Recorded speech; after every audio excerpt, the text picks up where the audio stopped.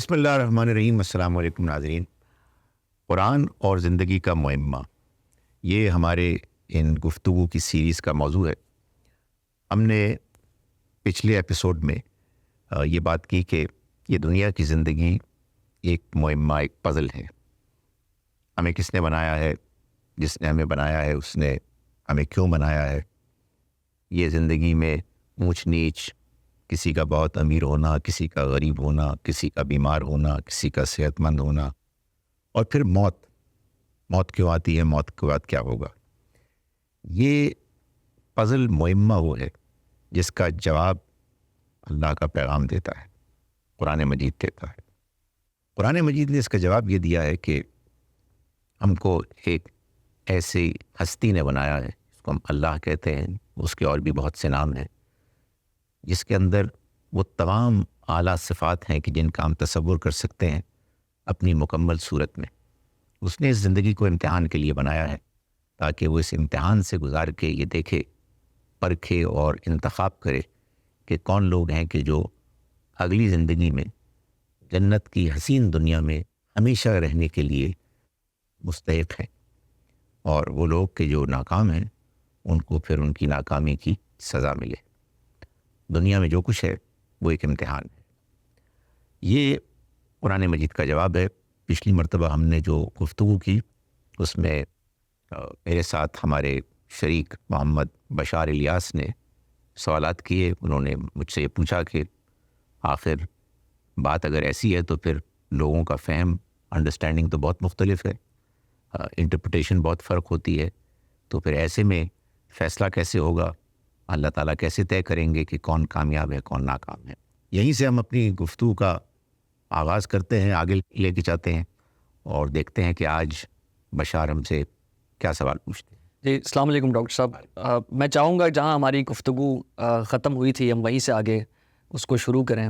زندگی کے معمے پہ آپ نے بات کی اور اس کا جو آپ نے حل کل تجویز کیا وہ تو بہت کچھ سادہ لگا مجھے، اور اگر وہی حل ہے تو پھر تو سارے مسئلے حل ہو جانے چاہیے. میں اسی کے اوپر تھوڑی سی بات کرنا چاہوں گا کہ دین کو اپنانے کی جستجو تو انسانوں کے اندر پائی جاتی ہے.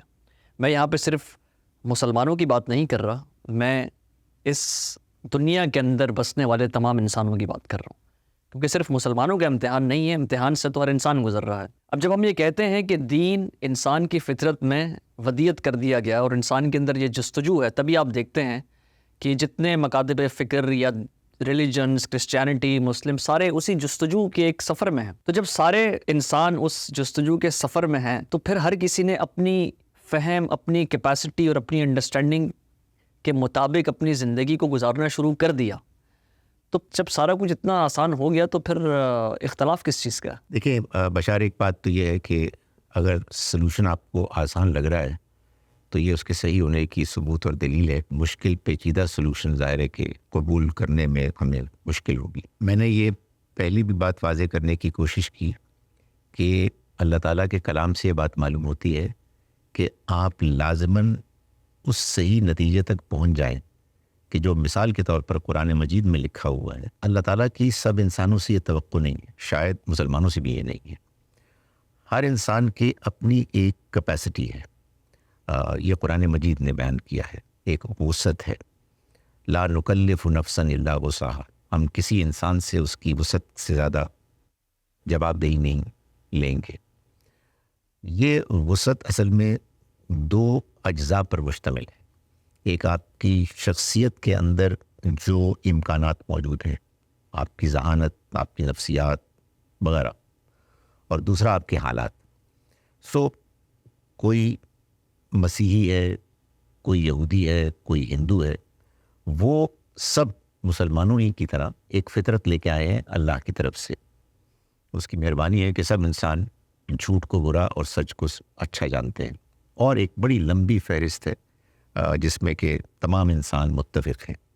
اب یہ جو اختلافات ہیں یہ در حقیقت انسان کو موقع فراہم کرتے ہیں کہ وہ اپنے رویے سے یہ ظاہر کرے، شو کرے کہ وہ کتنا حق پسند ہے، وہ کتنا دوسروں کے نقطۂ نظر کا احترام کرتا ہے، اور وہ اختلاف کے باوجود کس قدر صبر تحمل کا مظاہرہ کرتا ہے، اور انسان کے اندر جو امکانات ہیں، خوبیاں ہیں، وہ اصل میں چیلنج اور ٹیسٹ ہی تب ہوتی ہیں جب اختلاف کا ماحول ہو۔ آپ امیجن کریں کہ اگر اتفاق ہی اتفاق ہو تو پھر انسان کے اندر کی وہ خوابیدہ موجود خوبیاں نکھر کے نہیں آئیں گی۔ اس لیے میں سمجھتا ہوں کہ جو سلوشن میں بیان کر رہا ہوں کہ قرآن مجید نے واضح کیا ہے، اس کو سامنے رکھتے ہوئے یہ اختلافات جیسا کہ ہیں ان کا ہونا ضروری تھا۔ میں اختلافات بھی اس کو نہیں کہوں گا، بلکہ ایک زاویہ نظر کہوں گا ایک چیز کو دیکھنے کا۔ مطلب ہر کوئی اپنے زاویہ نظر سے ایک چیز کو دیکھتا ہے، تو جتنے اسکول آف تھاٹس آپ کو ملتے ہیں یا ریلیجنس ملتے ہیں، وہ سارے اپنے ایک اسپیسیفک لینس کے تھرو دیکھ رہے ہوتے ہیں، تو ایک مختلف زاویہ ہے ہر کسی کا۔ یہ بات صحیح بھی ہے اور نہیں بھی۔ جی میں کسی ایسے شخص سے بات کر رہا ہوں کہ جس کا مذہبی نقطہ نظر مجھ سے مختلف ہے۔ یہ بالکل ممکن ہے کہ میں اپنی تمام تر کوشش کے باوجود اسے بات نہ سمجھا سکوں، اور وہ تمام تر خلوص اور اچھی پریزنٹیشن کے باوجود مجھے بات نہ سمجھا سکے، اس لیے کہ ہم دونوں کا سوچ کا انداز اور پس منظر اتنا مختلف ہے۔ لیکن یہ بھی ممکن ہے کہ میں اس کو بات سمجھا رہا ہوں اور وہ سمجھنا نہیں چاہ رہا، یا وہ مجھے بات سمجھا رہا ہے اور میں سمجھنا نہیں چاہ رہا۔ سچی بات ہے بشار، حقیقت اس کے کہیں درمیان ہوتی ہے، اور یہ ایک پیچیدگی ہے، اور اس پیچیدگی کا حل کیا ہے اللہ جانتا ہے کہ میری کسی دوسرے کے ساتھ گفتگو میں نیت ارادہ کیا ہوتا ہے۔ اس وجہ سے جو میں نے معمے کا حل بتایا وہ بظاہر آسان ہے، لیکن اس پر عمل کرنا، اس کے مطابق اپنے آپ کو ڈھالنا، یہ ایک چیلنج اور مشکل چیز ہے۔ صحیح ڈاکٹر صاحب، اگر ہر کسی نے اپنی کیپیسٹی کے لحاظ سے، انٹلیکچوئل کیپیسٹی کے لحاظ سے، اپنی ڈائنامکس کے لحاظ سے ہدایت کو پا لیا ہے اور وہ اپنی ایک ڈگر پہ جو ہے وہ چل پڑے ہیں، تو پھر کسی کو کوئی اور بات سمجھانے کی ضرورت ہی کیا ہے؟ پھر تو یہ جو دعوت کا ایک پورا سلسلہ آپ دیکھتے ہیں کہ میں جاتا ہوں اور میں ایک اپنے خاص تھاٹس کسی دوسرے پہ انفورس کرنا چاہتا ہوں، یا میں کہتا ہوں یار میں حق پہ ہوں اور تم حق پہ نہیں ہو، تو اس کی پھر تو ضرورت ہی ختم ہو گئی۔ دیکھیے، ایک بات تو بالکل واضح ہے کہ یہ جملہ اور یہ انداز کہ میں حق پر ہوں اور تم حق پر نہیں ہو، یہ غلط ہے۔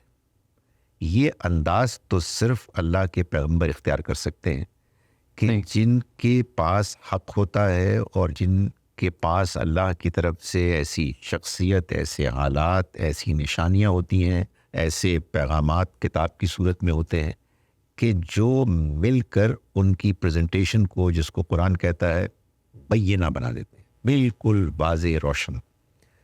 میں اور آپ جب کسی کو اپنا نقطہ نظر پیش کریں گے، اپنا دین پیش کریں گے، ہماری شخصیت کی خامیاں، ہماری پریزنٹیشن کی خامیاں رکاوٹ بن سکتی ہیں، لیکن اس کا یہ مطلب نہیں ہے کہ الٹیمیٹ ٹروتھ ایک سے زیادہ ہے، نہیں، وہ ایک ہی ہے۔ ایک ہی پیغام ہے کہ جو اصل میں سچا ہے۔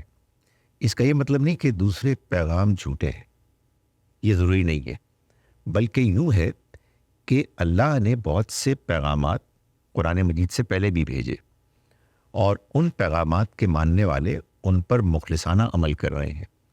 اب ان کو اس آخری پیغام کو ماننے میں رکاوٹیں محسوس ہو رہی ہیں۔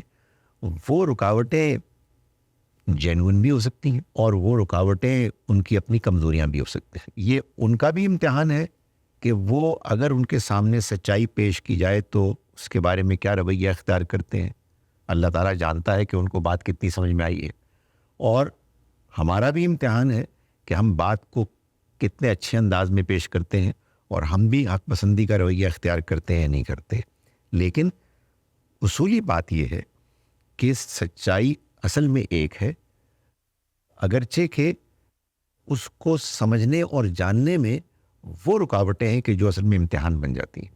سو ہمیں تو بات پیش کرنی ہے، ایسرٹ نہیں کرنا، کسی کو کنورٹ کرنے کی کوشش نہیں کرنی، صرف بات پہنچانی ہے۔ اسی لیے قرآن مجید میں بار بار یہ بات بیان کی گئی ہے کہ آپ کا کام بات پہنچانا ہے، اس سے زیادہ کچھ نہیں۔ صحیح، بات پہنچانی ہے، لیکن ڈاکٹر صاحب، بات پہنچانے کا جب سلسلہ شروع ہوتا ہے، ہم اپنی ساری ٹریڈیشن، علمی ٹریڈیشن اٹھا کے اگر دیکھیں تو جب یہ بات پہنچانے کا سلسلہ شروع ہوا قرآن کے آنے کے بعد، تو ہم دیکھتے ہیں کہ اس کے اندر بہت زیادہ ایگزیجریشن ہمیں نظر آتی ہے، بہت زیادہ مینیپولیشن نظر آتی ہے، ہمیں بہت ساری ایسی چیزیں نظر آتی ہیں جو ڈائریکٹلی قرآن کو کانٹرڈکٹ کر رہی ہوتی ہیں۔ تو یہ ایگزیجریٹڈ سٹوریز ہماری ٹریڈیشن کے اندر کہاں سے آئیں، کیسے آئیں؟ کیا یہ انسانی فطرت کی ایک بہت بڑی کمزوری ہے جس کو ہم نے نظر انداز کر دیا اور جس کو ہم نظر انداز کر دیتے ہیں؟ کیونکہ انسان، اللہ تعالیٰ قرآن میں کہتے ہیں کہ غلطیاں کرتا ہے انسان، تو ہماری کچھ فہم میں غلطی ہوئی، سمجھنے میں غلطی ہوئی، یا یہ ایک انسانی فطرت کی ویکنس ہے کہ وہ کسی چیز کو سمجھانے کے لیے کچھ فکشنل کیریکٹرز بنا لیتا ہے، کچھ امیجنیٹیو سٹوریز ڈیولپ کر لیتا ہے۔ تو جب بات پہنچانے کا سلسلہ شروع ہوتا ہے ڈاکٹر صاحب، تو پھر تو اختلافات، تفرقات تو بہت بڑھ جاتے ہیں۔ میں نے جیسے کہ پہلے گزارش کی کہ یہ اختلافات اصل میں جو تھیسس میں نے پیش کی ہے جی کہ یہ زندگی ایک معمہ ہے اور اس کا حل آنسر یہ ہے کہ اللہ کی کتاب نے جو کچھ بتایا ہے اس کے مطابق اس دنیا کو ایک امتحان سمجھا جائے۔ تو یہ جو آپ نے صورتحال پیش کی ہے، اصل میں یہ اس امتحان کی مینیفیسٹیشن ہے۔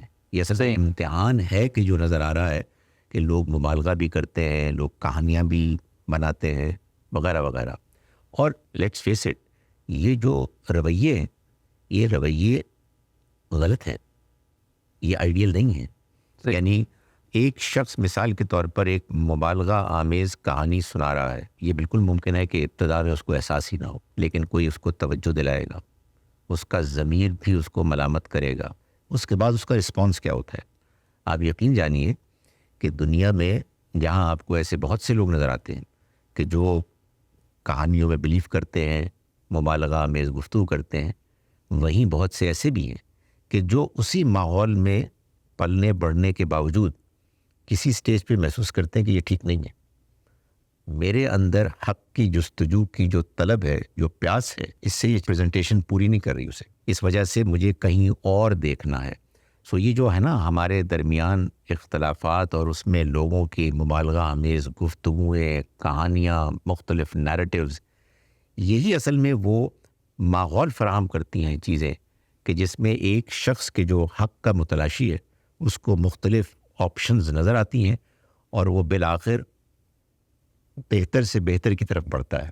جیسا کہ میں نے گزارش کی، یہ ہر ایک کے اپنے حالات پر منحصر ہے کہ وہ الٹیمیٹ آئیڈیل صحیح تصور انڈرسٹینڈنگ کی طرف پہنچتا ہے یا نہیں پہنچتا۔ وہ کامیابی نہیں ہے، کامیابی اصل میں یہ ہے کہ کس نے اپنے حالات اور اپنی لمیٹیشنز میں رہتے ہوئے کس حد تک جستجو کی، اخلاص کے ساتھ کتنا اچیو کیا۔ سو اصل میں تو اس ساری پریزنٹیشن میں جو سب سے زیادہ انسان کے لیے حیرت انگیز بات ہے وہ یہ ہے کہ یہ سارا حساب کتاب کون کرے گا؟ کون ہے کہ جو لوگوں کو گریڈ کرے گا، ان کی پرفارمنس کے بارے میں اسسمنٹ کرے گا؟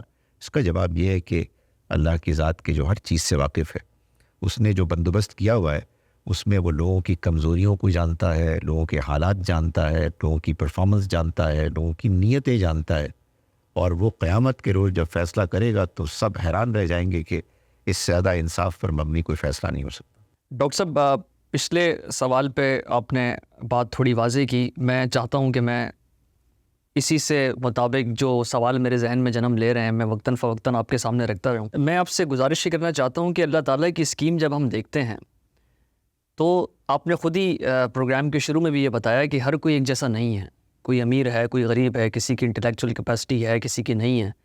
تو جب اللہ تعالیٰ کی اسکیم کا جائزہ لیتے ہیں تو اس میں ہم دیکھتے ہیں کہ معاشرے کے اندر کچھ فیصد لوگ ہوتے ہیں جو اس انٹلیکچوئل کیپیسٹی کے حامل ہوتے ہیں یا وہ سچائی کے متلاشی ہوتے ہیں۔ باقی 80 سے 90% جو میسز ہیں وہ تو صرف انہی 5 سے 10% لوگوں کے بیان کردہ نیریٹیوز کے فالوورز ہوتے ہیں، اور ہم دیکھتے ہیں کہ بلائنڈ فالوورز ہوتے ہیں۔ اور آپ تاریخ اٹھا کے دیکھ لیں تو آپ کو جو پرومیننٹ فگرز ہیں وہ چند ہی نظر آئیں گی، اور باقی پورا عوام کا ایک میلہ نظر آئے گا کہ جو نہ اس تھاٹ پروسیس سے گزرتا ہے، نہ وہ اس سچائی کو حاصل کرنے کی اسٹرگل سے گزرتا ہے، بلکہ وہ جسٹ سنتا ہے اور اس کو اپنا لیتا ہے۔ تو اگر اوور اسکیم دیکھی جائے تو ہر انسان کے اندر تو یہ کیپیسٹی دی نہیں گئی حق یا سچائی کی تلاش کی۔ دیکھیے، میں آپ سے گزارش کروں کہ ایسا ایگزیکٹلی نہیں ہے، یہ بات ٹھیک ہے آپ کی کہ کسی بھی سوسائٹی میں جن کو آپ انٹلیکچوئلس کہتے ہیں وہ ایک بڑی کم مقدار میں ہوتے ہیں، ان کی پرسنٹیج تھوڑی ہوتی ہے، لیکن دوسرے سب لوگ احمق بیوقوف نہیں ہوتے، کم انٹلیکٹ کے ہوتے ہیں اور پھر مزید کم کے ہوتے ہیں، لیکن ہر شخص اپنی انٹلیکچوئل کیپیسٹی کے مطابق آزمایا جا رہا ہے۔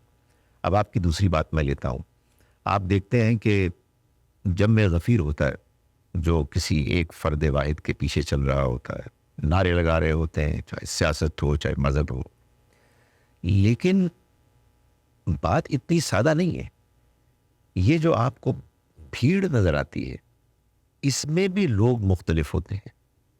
تقریر سنی اپنی مولوی صاحب کی، اپنے سیاستدان کی، پھر گھر گئے آپس میں بھی گفتگو کرتے ہیں، الگ الگ سوچتے بھی ہیں، ظاہر ہے کہ وہ پھر اوپینینز فارم کرتے ہیں۔